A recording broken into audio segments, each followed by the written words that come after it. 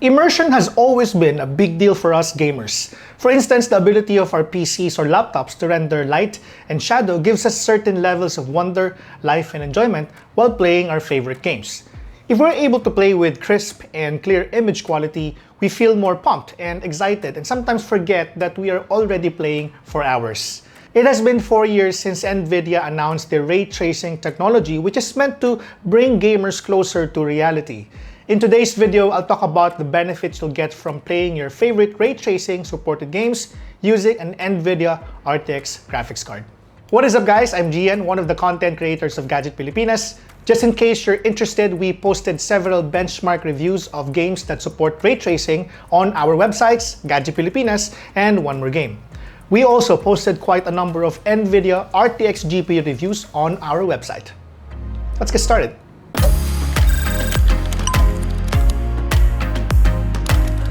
Cinematic rendering of cutscenes and even actual gameplay has always been a great deal and a wish for many game developers and also for gamers like you and me. Also known as ray tracing, this technology simulates lifelike rendering of lights and shadows for an immersive gaming experience. A lot of games' 3D environments are achieved via rasterization, which is not exactly a bad thing. Rasterization, which is still being used by a lot of games nowadays, is about pixels represented in 3 dimensions.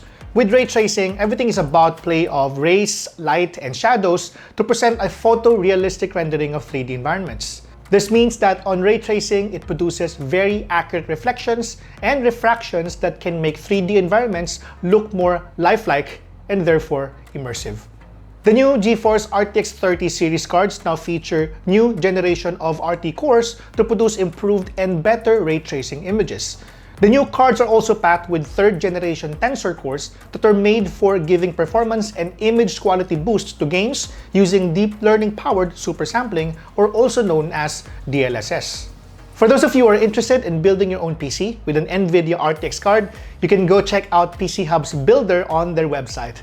Link is in the description below.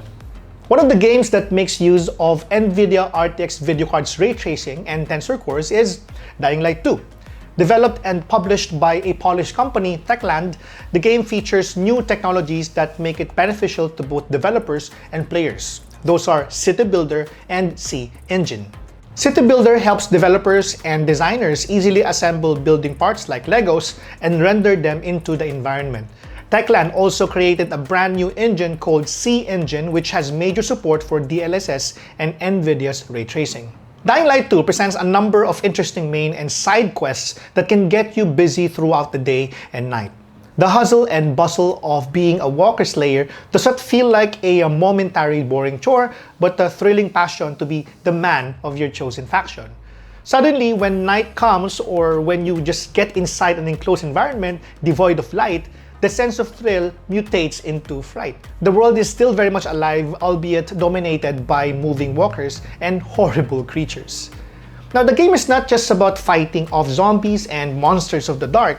There are in fact more challenges when confronting more sinister human AIs and quests that involve moral choices. Dying Light 2, in a nutshell, is a game that plays with your emotions and toys with your ethical inclinations. Everything in this game is far more enjoyable than ever thanks to the technologies offered by NVIDIA GeForce RTX 30 graphics cards. Actually, I cannot imagine playing a zombie game with dynamic light features such as Dying Light 2 without a system that is able to render graphics with, again, play of rays, lights, and shadows to present a photorealistic rendering of 3D environments. I actually reviewed this game at onemore.game.ph using an RTX 3080 card, but what you're seeing now are actual gameplay captures using the system that was sent to us by PC Hub and NVIDIA. If you want an in-depth graphics review of the game using a beefier system, you can head on to onemore.game.ph. Link is in the description below. As you can see, the game's video settings are packed with features that you can tweak. You have presets to choose from, and you have the option to pick the right one that works well with your system.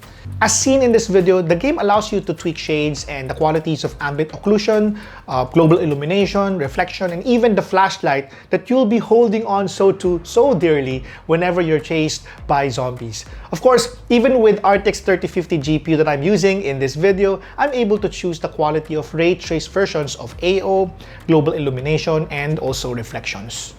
You can also go to advanced video settings to experiment with features to increase the level of immersion in Dying Light 2. You can play around with the quality of textures used by the game down to post-processing quality. Of course, another important aspect here is your ability to choose the upscaler mode. This allows the game to render at a lower resolution and then be upscaled to its final size without sacrificing quality, saving memory, and performance. Since the birth of DLSS, gamers have been able to play games at good performance without sacrificing much on quality. The difference in terms of frame rate may not be significant all the time, but I noticed that it's much more stable when DLSS is enabled. If your system can barely handle the game at higher settings, turning on DLSS can definitely help. The only downside is that the texture and sharpness are somewhat reduced, but not to the point of drastically affecting overall quality and performance. Again, the gameplay you're seeing here is played on this system build with a GeForce RTX 3050 GPU. Of course, you have the option to buy up to RTX 3090 Ti, but one thing is for sure, there is always an NVIDIA RTX graphics card that fits your budget and your needs to play with higher level of immersion because of ray tracing and DLSS. Now that you're more aware of how RTX 30 GPUs can help you upgrade your gaming experience, and even for productivity, try building your own at PC Hub's Builder and see if it fits your budget. You can also choose to buy any of the available RTX 30 GPU at their online and physical stores nationwide. I hope this video helped you, and please let us know if you have any questions in the comments section below. We asked my colleagues at Gadget Pilipinas and our friends at NVIDIA and PC Hub to answer your questions. This has been Gian, and I'll catch you in the next video. Bye!